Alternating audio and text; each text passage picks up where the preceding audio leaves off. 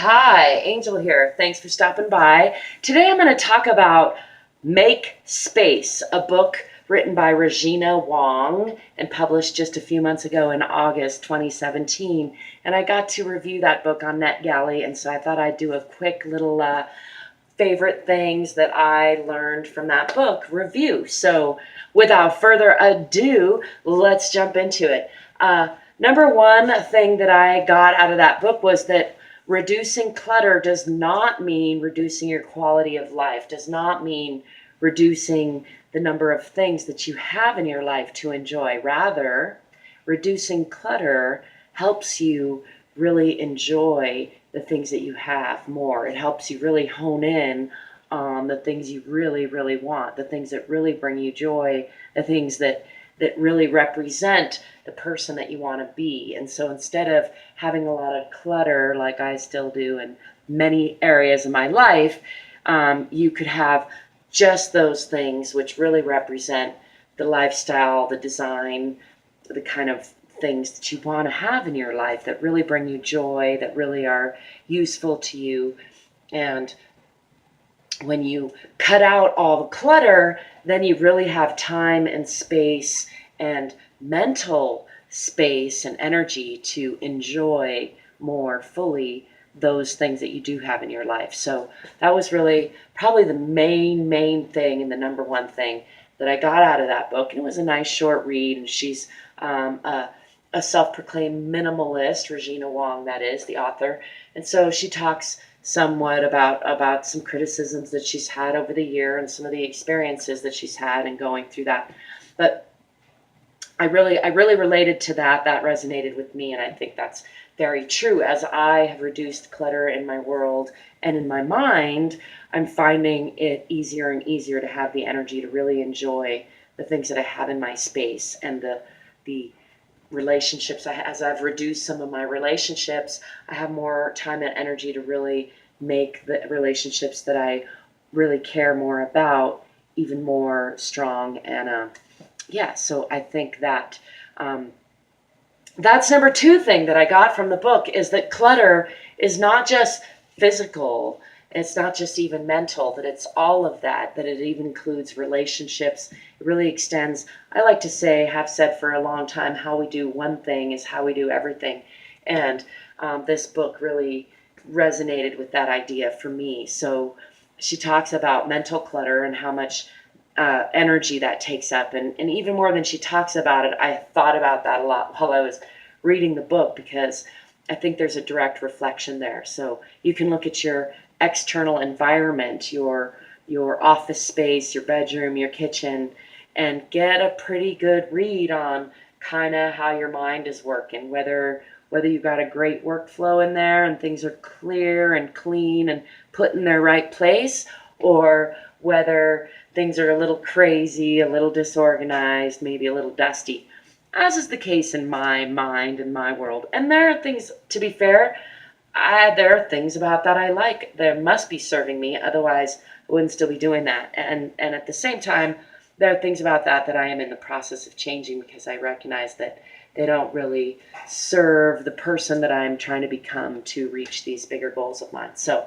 that's number two thing, is that clutter isn't just physical and isn't just mental, but rather that the two reflect each other, the mental and the physical, and they kind of reverberate back and forth. So you can clean up one and have a great impact in the other. And conversely, you can have problems in one and have it kind of show up in the other. That's mental and physical clutter, that is. So, and number three main thing that I got from that book was to start small. Start in one little area, because it can get really overwhelming if you're looking at your whole life, especially the inside and the outside, the mental and the physical and the spiritual and the relationships.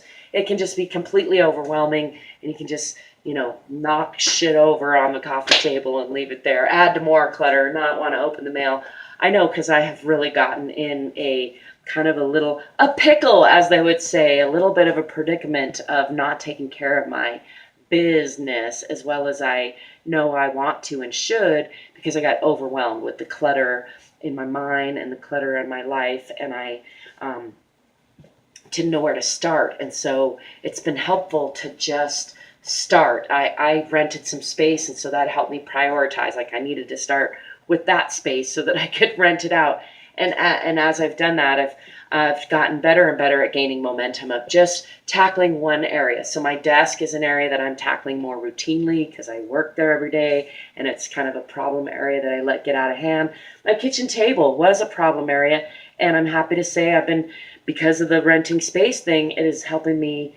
I'm reflecting now. I already set some things on there, but it's got some flowers on it. It's mostly clear, and I've been doing a good job of clearing it routinely, and I've been doing a better job, I won't call it good yet, of cleaning my desk routinely and putting stuff away. And I find if you just start conquering one little area at a time, you can gain momentum and gain more control over the big thing. The key is to keep that momentum once you've gotten the habit of doing the dishes at least every few days instead of once a month, like I had gotten in the habit of doing. Then keep on that, because then it's real easy and it doesn't take much time. And once you're in the habit of putting away your oils at the end of every shipping day, I'm talking to me, then keep the momentum of that habit, and at least once a week clean the office, or maybe at the end of every day or at the start of every day. I'm doing a pretty good job of setting a little chore time at the beginning and end of every day to take care of chores like cleaning my desk, doing the dishes, putting things away, started some laundry, all those little chores that can get away from us and start to build up clutter physically and mentally.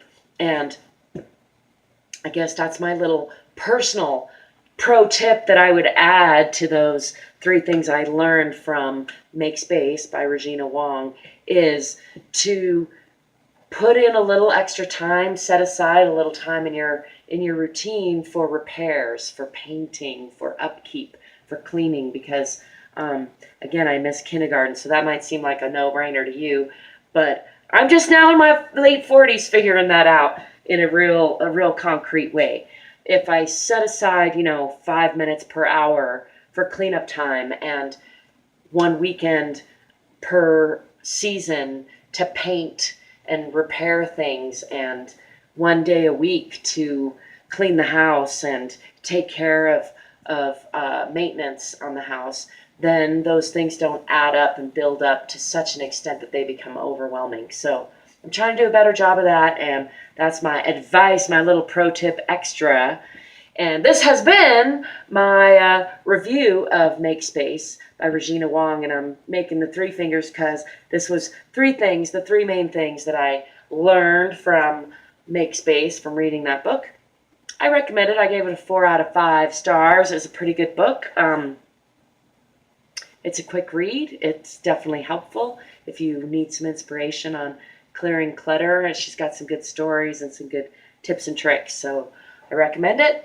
And I thank you for joining me. Let me know if you have any questions. Till next time, peace, prosperity, and positivity.